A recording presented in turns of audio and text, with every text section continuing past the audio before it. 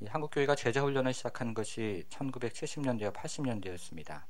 70년대, 80년대에 선교단체, 저희가 파라철치라고 하죠. 이 선교단체를 중심으로 훈련이 시작되었습니다.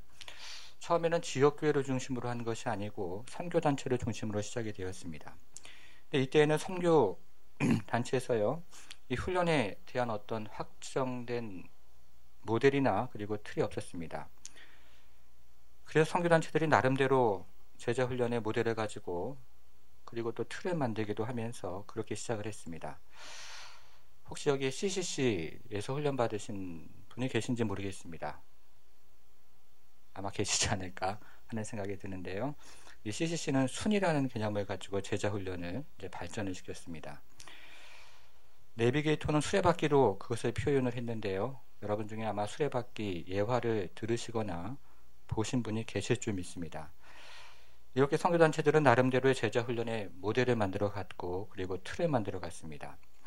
그리고 당시에 이러한 실용적인 모델들과 틀들이 많이 양산이 됐습니다. 그런데 이 같은 선교단체들의 제자훈련에 약점이 있었습니다. 당장 가져다 사용할 수 있는 실용적인 모델과 틀이 많이 양산이 되었는데요. 제자훈련에 대한 철학이 없었습니다. 제자훈련의 성경적인 근거와 철학이 없었던 것입니다. 그런데요, 어떤 운동이든지 성경적인 근거와 철학이 없으면 100년을 넘어가지가 못합니다. 그래서 선교단체에서 하는 제자훈련이 요즘 많이 힘을 잃고 있는 것이 사실입니다. 이 제자훈련의 성경적인 근거를 제공한 사람 중에 한 사람이 마이클 위킨스라는 탈버신학교의 교수입니다.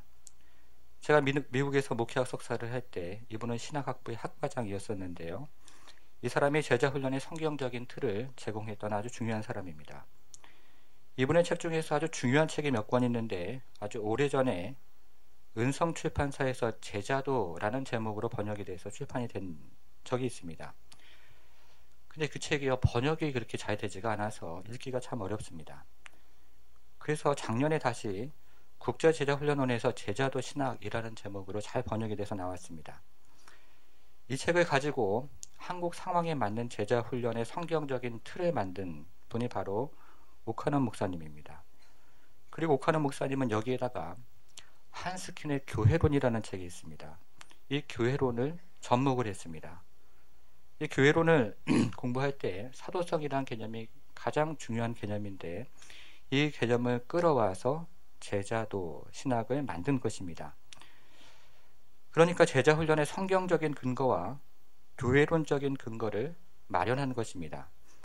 이렇게 해서 나온 책이 평신도를 깨운다라는 책입니다. 여러분 나중에 읽어보실 기회가 있으시면 이 평신도를 깨운다라는 책은 한 번쯤은 꼭 읽어보시기 바랍니다.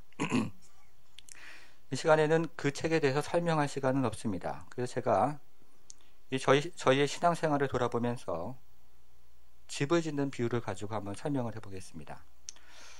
여러분 집을 지을 때 제일 먼저 하는 일이 무엇입니까?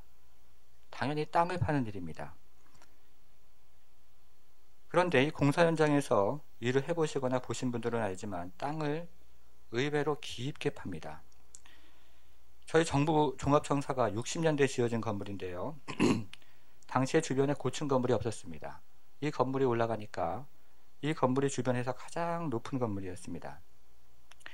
그런데 당시 정부 종합청사의 기초공사를 할 때 어느 정도 했냐면 건물의 높이만큼이나 했습니다. 그렇게 깊이 팠습니다. 여러분 한동안 우리나라에서 가장 높은 빌딩이 63빌딩이었습니다. 아마 이 중에서 많은 분들이 가보셨을 것입니다. 초등학교 다니고 중학교 다닐 때 소풍으로 가는 코스가 63빌딩이었습니다. 올라가 보면요, 서울 시내가 다 보이죠. 이 차들이 개미같이 보이고 사람들이 개미같이 보입니다.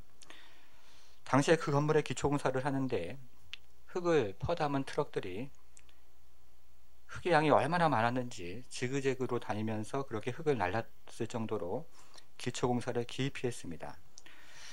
그러면 왜 이렇게 땅을 깊이 팝니까? 이렇게 기초공사를 깊이 하는 이유가 무엇입니까? 건물에 당연히 무게 때문에 그렇습니다.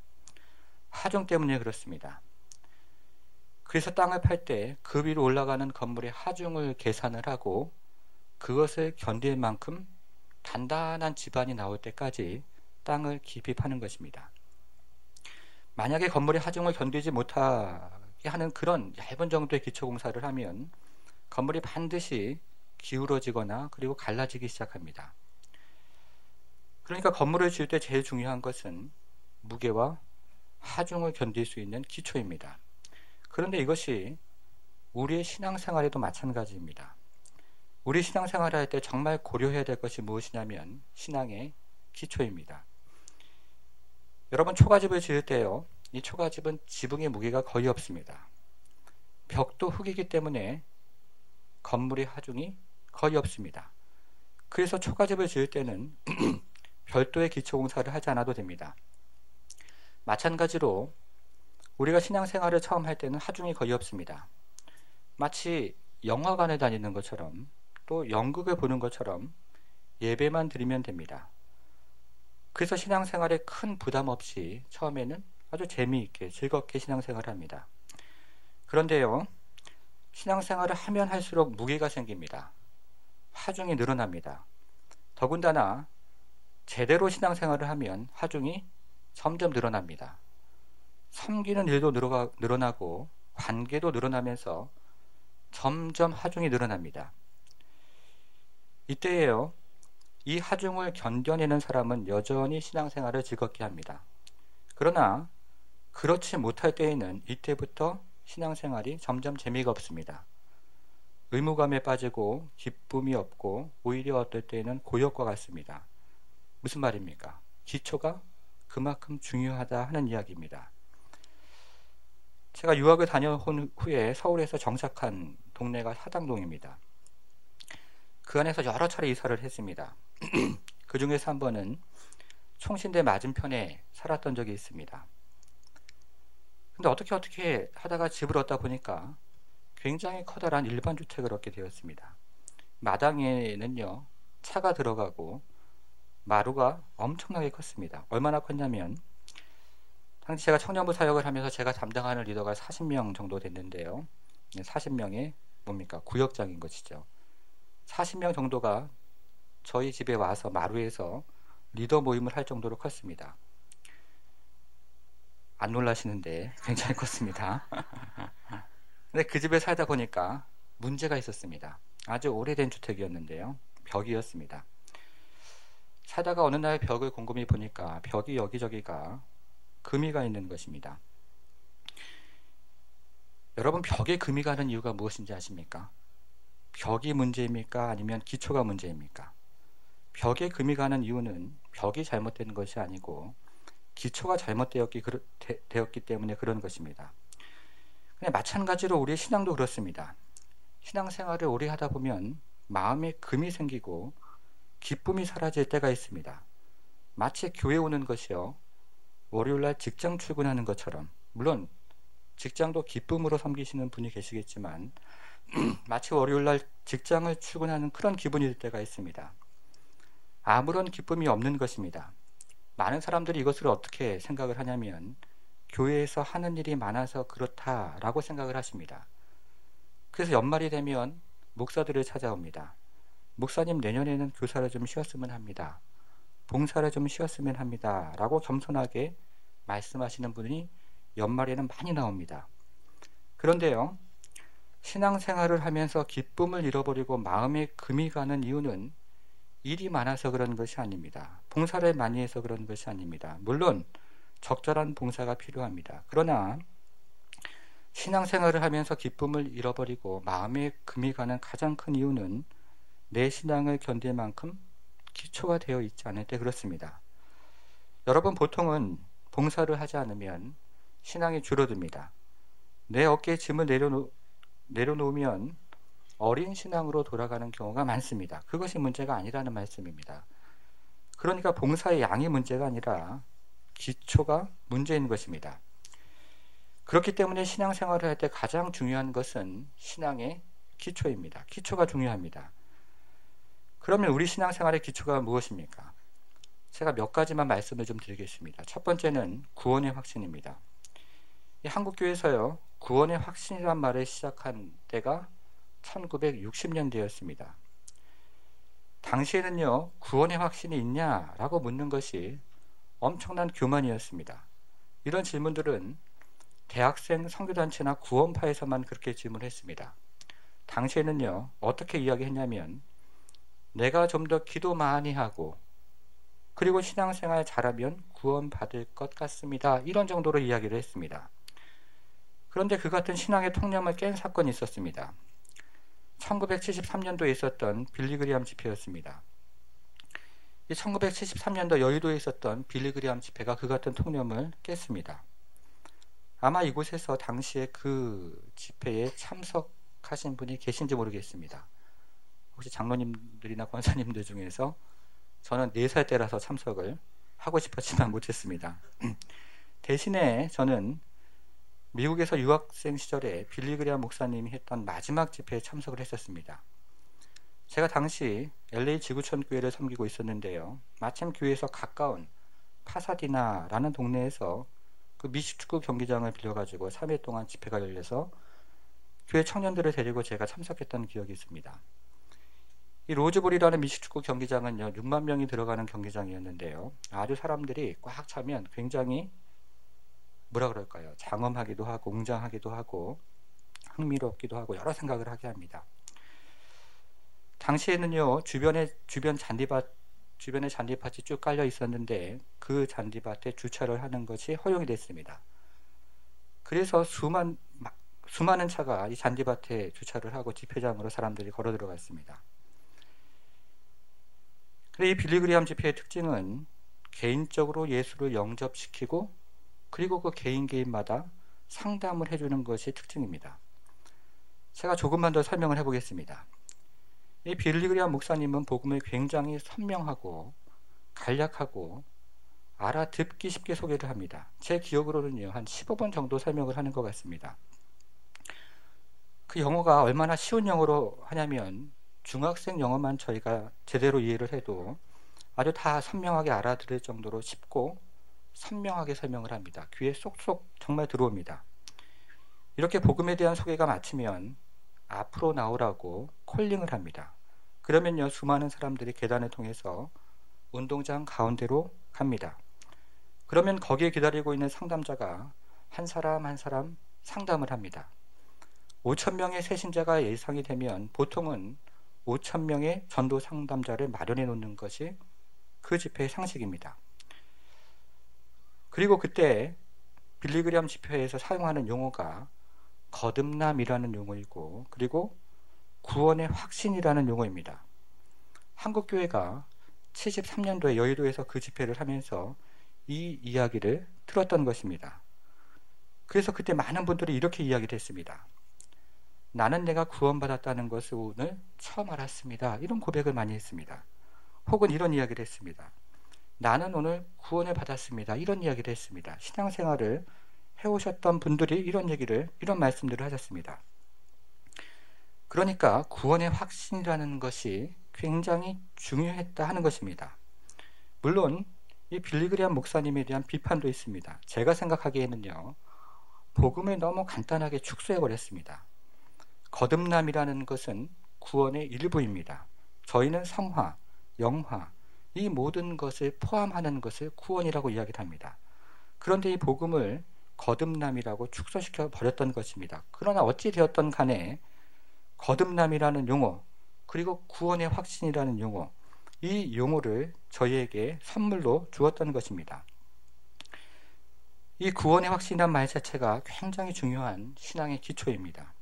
그리고 이때부터 선교단체들이 그 개념을 가지고 이 개념을 발전시켰습니다. 그래서 선교단체에서는 구원의 확신과 헌신이라는 이 두 기둥을 가지고 사람들에게 전도하고 훈련을 시키면서 교회에게 영향을 주었고 그러면서 한국교회가 발전해 왔습니다. 두 번째는 사제의 확신입니다.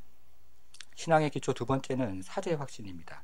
이것은 내가 하나님 앞에서 죽을 수밖에 없는 처절한 죄인이라는 것에서부터 시작을 합니다. 내가 죄인이라는 것에서부터 시작을 합니다. 근데 여러분, 내가 죄인이라는 사실을 어떻게 깨닫습니까?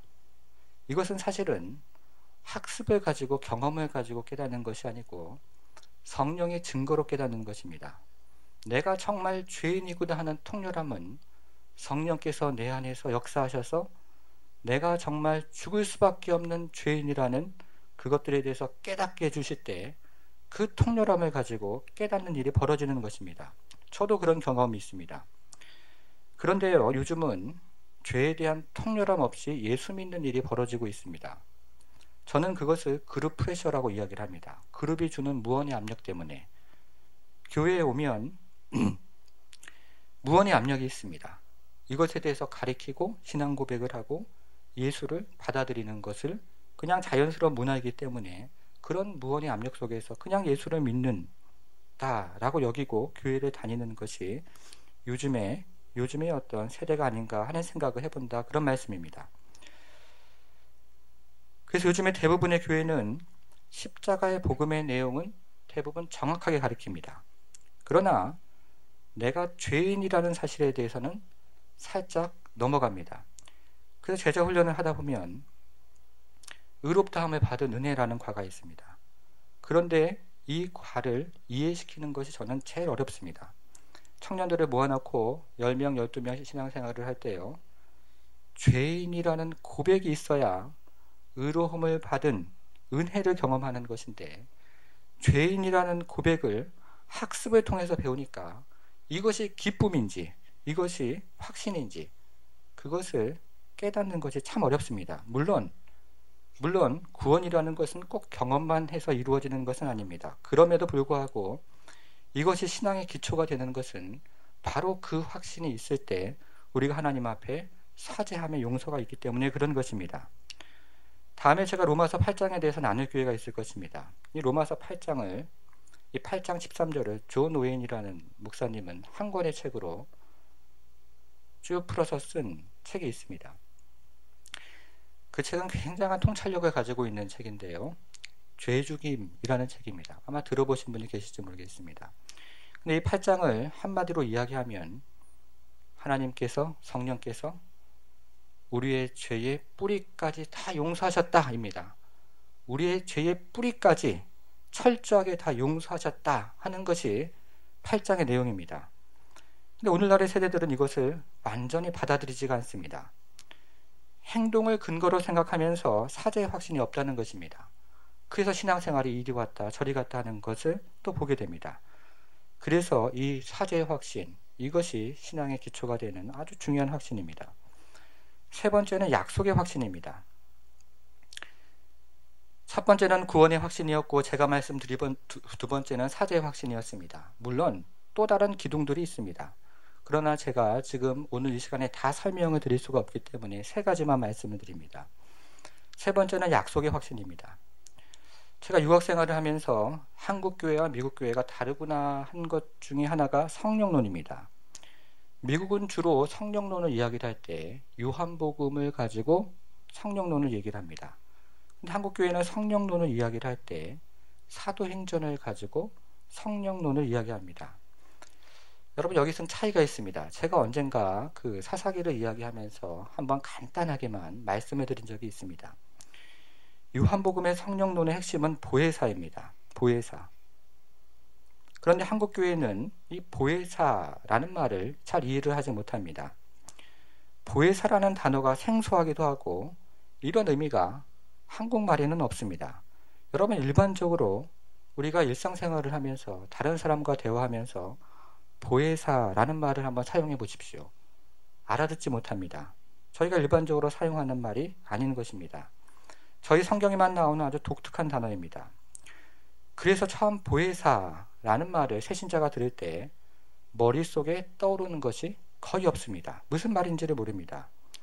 이 원래 보혜사라는 말은 성령의 기본 역할을 의미하는 것인데, 그것은 우리와 동행하면서 성령께서 우리에게 끊임없이 말씀해 주신다 하는 그런 의미를 가지고 있습니다. 그런데 우리에게는 이 보혜사라는 개념이 없기 때문에 이것을 마치 영화배우가 음성으로 아주 멋진 목소리로 우리에게 생생하게 이야기를 해준다라고 이해를 합니다.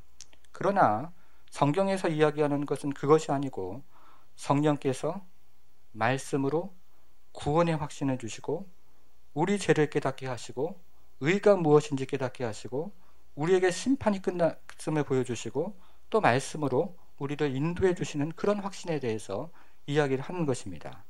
말씀으로 우리를 인도해 주시고 말씀으로 우리를 예수 닮아가게 하는 바로 그 확신을 이야기하는 것입니다. 성령께서 말씀으로 약속의 확신을 주시는 것입니다.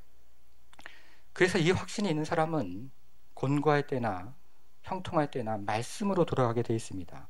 그렇지 않으면 우리의 경험과 판단을 의지하는 것입니다. 그러나 이 확신이 있을 때 말씀으로 돌아가게 되어 있는 것입니다.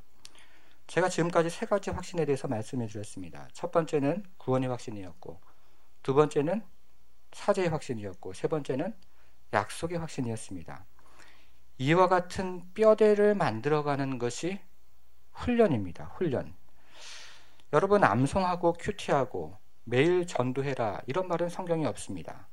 그러나 오랜 기독교 역사를 통해서 하나님께 나아가는 뼈대와 같은 역할을 하는 것이 암송하는 것이고 큐티하는 것이고 매일에 전도하는 것입니다. 성경을 읽는 것입니다. 그리고 이것은 우리 신앙의 뼈대와 같은 역할을 하는데요. 이것이 이루어지는 방법은 교육이 아니고 훈련인 것입니다. 여러분, 저는 대학교를 다닐 때 몇 년 동안은 교육학과를 다니면서 교육학에 대해서 공부를 했습니다. 여러분, 교육과 훈련의 차이가 무엇입니까? 교육은 동의하면 끝납니다. 1 플러스 1은 2입니다. 다 동의가 됩니다. 동의하면 끝납니다. 이것이 교육입니다.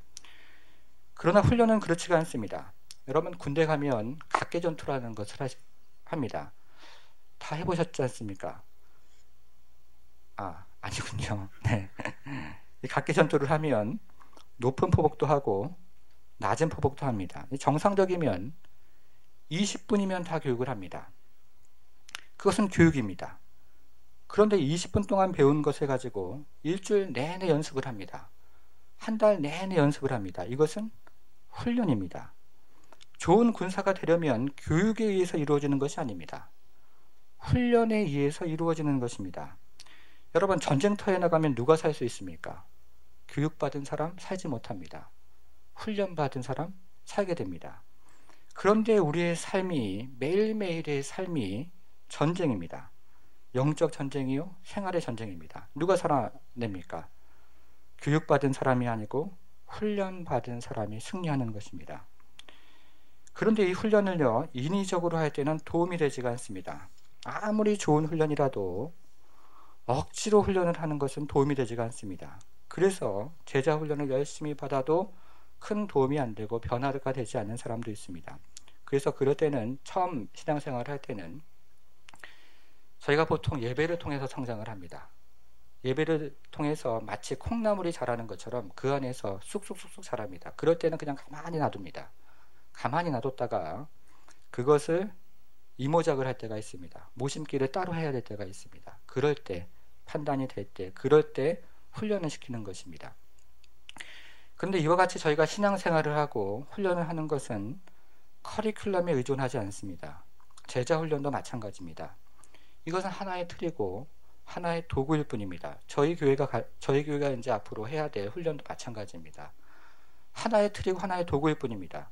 그것이 모든 것을 해결해 주거나 그것이 모든 것의 답이 되진 않습니다. 그러면 무엇을 의지합니까? 커리큘럼을 의지하는 것이 아니고 성령 하나님을 의지하는 것입니다. 성령께서 무브먼트를 한 교회 안에, 그리고 한 인생 안에 일으켜 주실 때가 있습니다. 커리큘럼을 의지하는 것이고 아니고요, 성령의 역사하심을 의지하고 기대하는 것입니다. 교회 가운데 성령께서 그런 무브먼트를 일으켜 주실 때가 있다 하는 말씀입니다. 성령께서 그렇게 무브먼트를 일으켜 주실 때는요, 아무거나 가르쳐도 변합니다. 아무거나 가르쳐도 흡수가 됩니다. 근데 이것이 없으면 너무 많은 에너지가 들어갑니다. 여러분 앞에서 설교를 한번 다들 해보셨으면 좋겠습니다. 제가 다른 교회 가서 설교를 하면요, 어떤 교회는 정말 쑥쑥쑥 들어갑니다. 근데 어떤 교회는요, 같은 내용을 가지고 같은 심정으로 설교를 하는데 너무 에너지가 많이 듭니다. 너무 힘이 듭니다.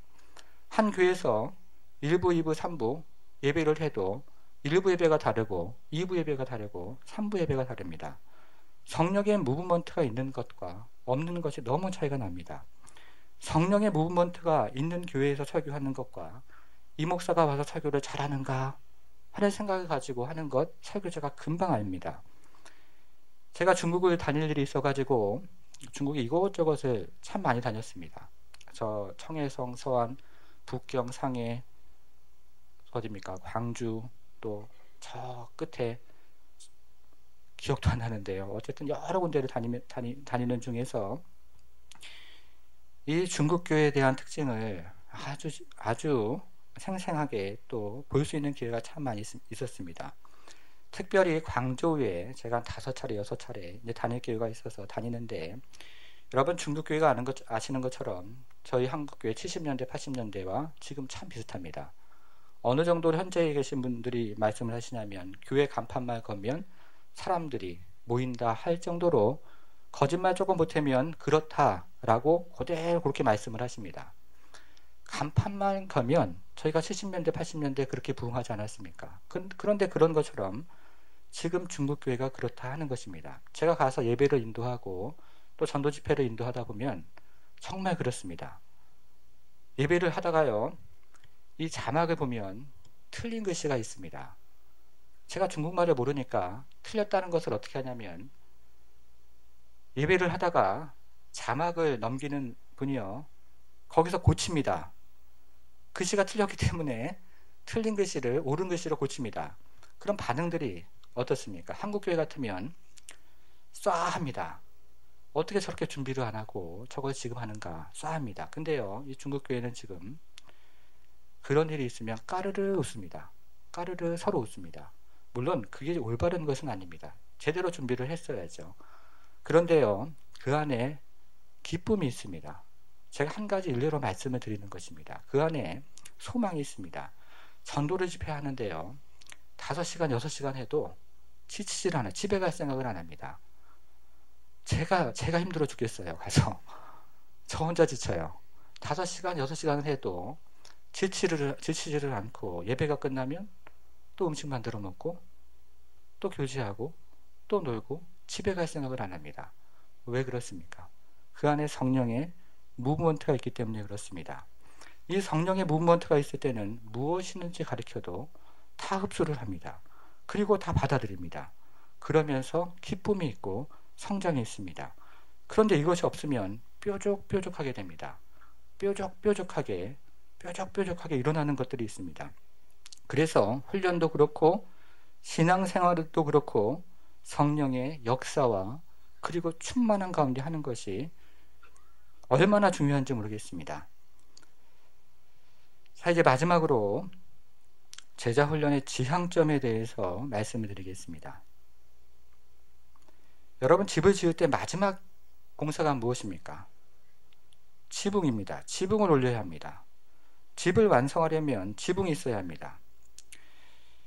그런데 신앙생활에 있어서 지붕을 올리는 것과 마찬가지인 것은 인격을 만드는 것입니다.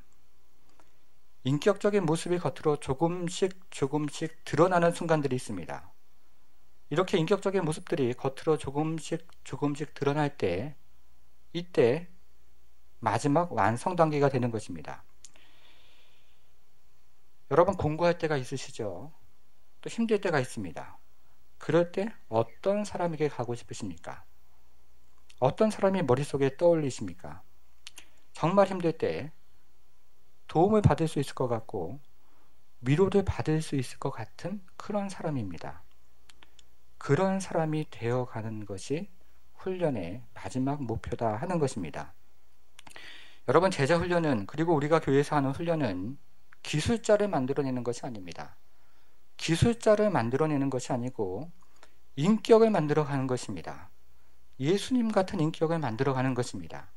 단지 스킬을 배우는 것도 아니고 스킬을 가르치는 것도 아니며 단지 그것을 배우고 익혀서 어디 나가서 그것을 써먹기 위해서 그렇게 하는 것이 아닙니다. 최종적인 목적은 인격을 만들어가는 것입니다. 예수님 같은 인격, 그 인격을 만들어가는 것입니다. 그러면 인격은 어떻게 배우는 것이냐? 보통은 아주 좋은 모델을 통해서 배웁니다. 저는요, 제가 가졌던 신앙생활의 축복 가운데 하나는 저의 신앙에 좋은 모델이 참 많았다 하는 것입니다. 교회에서 배울 수 있는 모델이 있었고 또 선교단체에서도 배울 수 있는 모델이 있었습니다. 아주 훌륭한 삶으로 드러내 보이신 분들이 참 많이 있었습니다. 그 훌륭한 모델이 옆에 있었던 것은 참 축복입니다. 그런데요, 정말 최종적인 모델은 누구입니까? 예수님이십니다. 우리가 읽었던 4장 13절이 그런 이야기를 하고 있는 것입니다. 훈련의 신앙생활에 최종점이 있는데 그것은 인격이고 그 인격을 드러내 주신 분은 예수님이시다 라는 이야기를 오늘 4장 13절은 한 것입니다. 자, 오늘 4장 13절만 다시 한번 읽어보고 말씀을 마치도록 하겠습니다. 4장 13절 같이 한번 다시 읽어보도록 하겠습니다. 하나님의 아들을 믿는 것과 아는 일에 하나가 되어 온전한 사람을 이루어 그리스도의 장성한 분량이 충만한 데까지 이르리니. 여러분 보십시오. 우리가 신앙생활을 하는데 최종적인 목표가 있다 하는 것입니다. 그 목표를 타협해서도 안 되고 포기해서도 안 되고 중간에 스탑해서도 안 된다 하는 것입니다. 죽는 그날까지 천국 가는 그날까지 이루어야 할 목표가 있습니다. 그렇지 않으면요, 제가 우스갯소리로 청년들에게 종종 했던 이야기가 있습니다. 천국 가면 문화충격 받는다, 이런 얘기를 제가 종종 했습니다. 이 땅에서 성화가 안 돼서 천국 가면 문화충격 받을 수도 있겠다, 그런, 제가 이거를 확실하게 이야기하면 이단이 됩니다. 확실하게는 얘기 못하고 그럴 가능성이 있겠다 하는 생각을 합니다. 여러분, 다른 나라에 가서 몇 년을 살아보십시오. 처음에는요, 문화충격 때문에 굉장히 힘듭니다.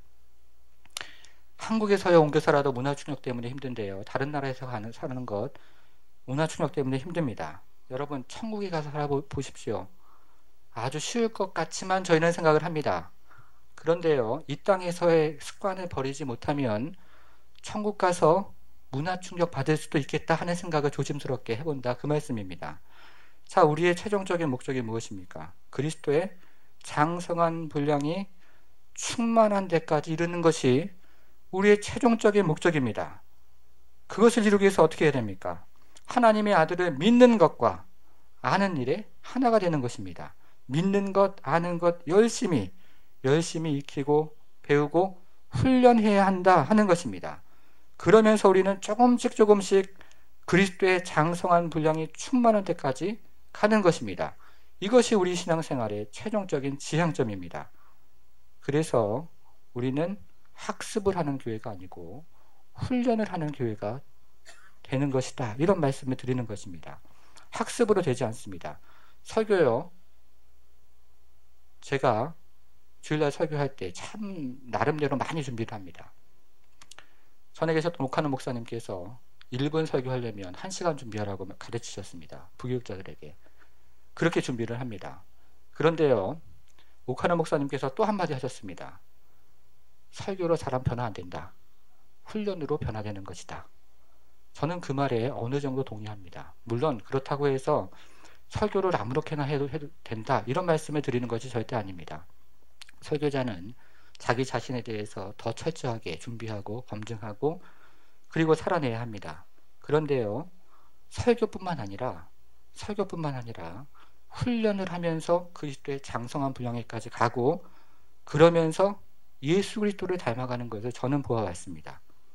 그래서 우리는 학습을 하는 데서 그치는 교회가 아니고 교육하는 데서 그치는 교회가 아니고 듣고 한 귀로 또 그냥 흘려버리는 그런 교회가 아니고 이제 우리가 들은 것을, 설교 시간에 들은 것을, 그리고 우리가 이것저것에서 교회 안에서 배운 것을 훈련하는 교회, 우리 삶으로 다 녹여내는 교회, 그래서 우리 삶이 그것을 가지고 실천하는 교회, 그래서 우리 삶이 변화되는 교회, 어디까지요? 예수 그리스도의 장성한 분량에 이르기까지, 거기까지 나아가는 교회, 온 교회가 예수님을 닮아가는 교회, 그런 교회가 되어야 하겠습니다.